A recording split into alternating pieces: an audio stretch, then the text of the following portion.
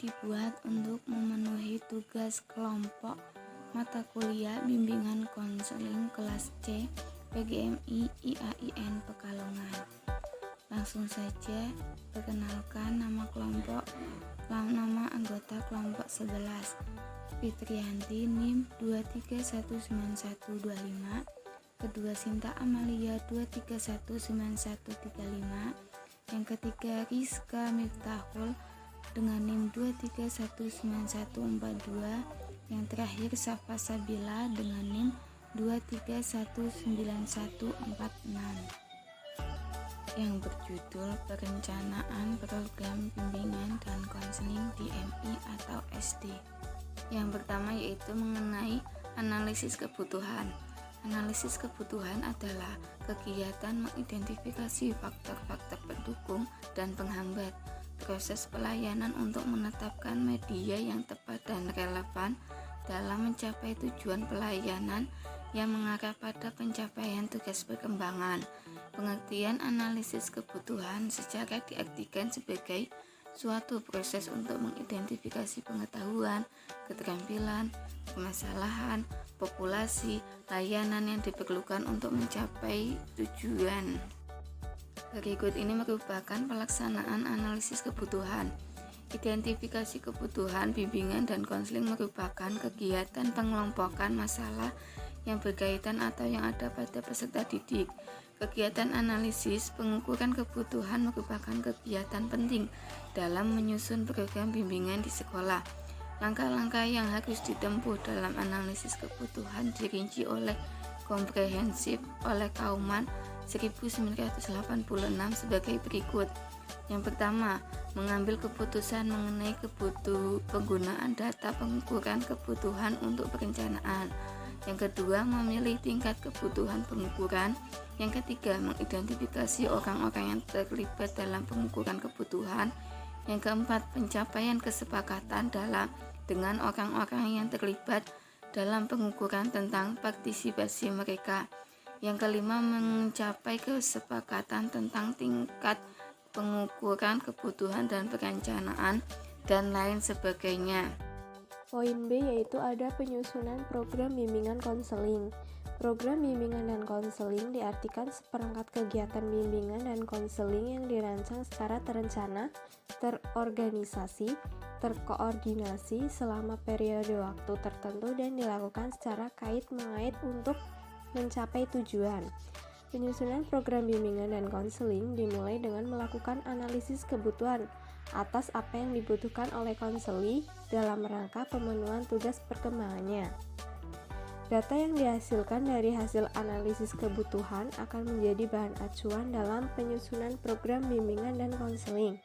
Langkah selanjutnya adalah yang pertama ada perumusan tujuan. Tujuan merupakan pernyataan yang menggambarkan hasil yang diharapkan atau sesuatu yang ingin dicapai melalui berbagai kegiatan yang diprogramkan. Tujuan bimbingan dan konseling merupakan pernyataan yang menggambarkan kualitas perilaku atau pribadi siswa yang diharapkan berkembang melalui berbagai strategi layanan kegiatan yang diprogramkan. Yang kedua itu pengembangan materi bimbingan dan konseling. Pengembangan materi merupakan hal penting yang harus dilakukan guru pembimbing.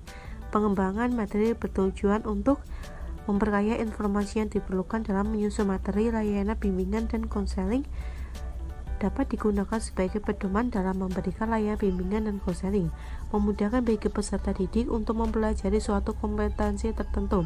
Kemudian yang ketiga itu perumusan kegiatan layanan dan kegiatan pendukung. Setelah materi bimbingan dan konseling tersusun, maka langkah selanjutnya adalah menentukan kegiatan layanan dan pendukung apa yang akan digunakan dalam pemberian layanan materi bimbingan dan konseling tersebut.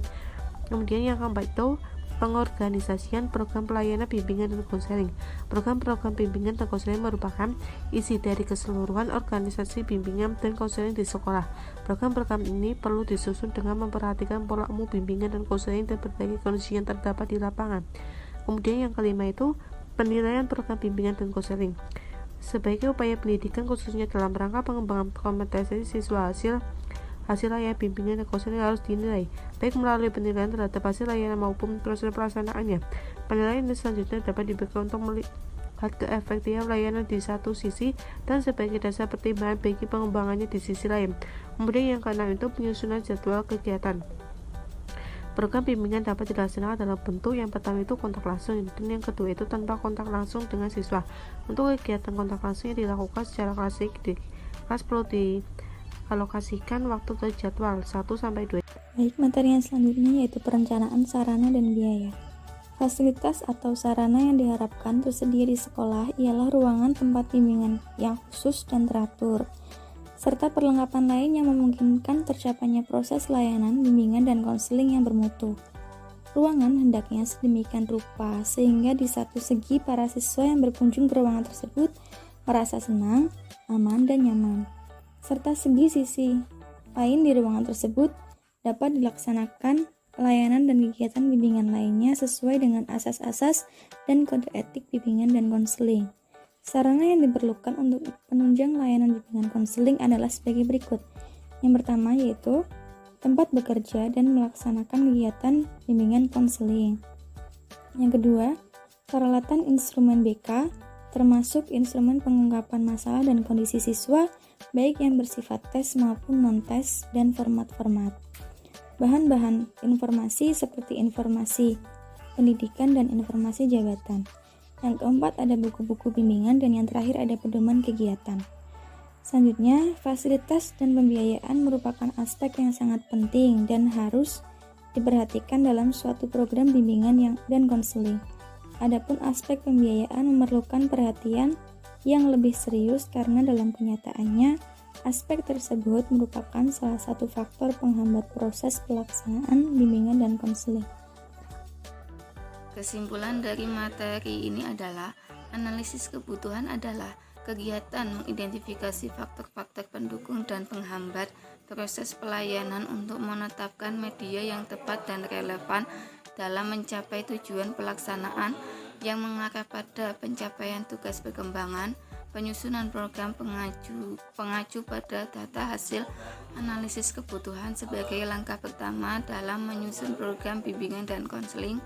Langkah selanjutnya adalah perumusan tujuan, pengembangan materi bimbingan dan konseling, perumusan kegiatan layanan dan kegiatan pendukung, pengorganisasian program, layanan bimbingan dan konseling, penilaian program bimbingan dan konseling, dan penyusunan jadwal. Demikian presentasi kelompok kami. Terima kasih. Wassalamualaikum warahmatullahi wabarakatuh.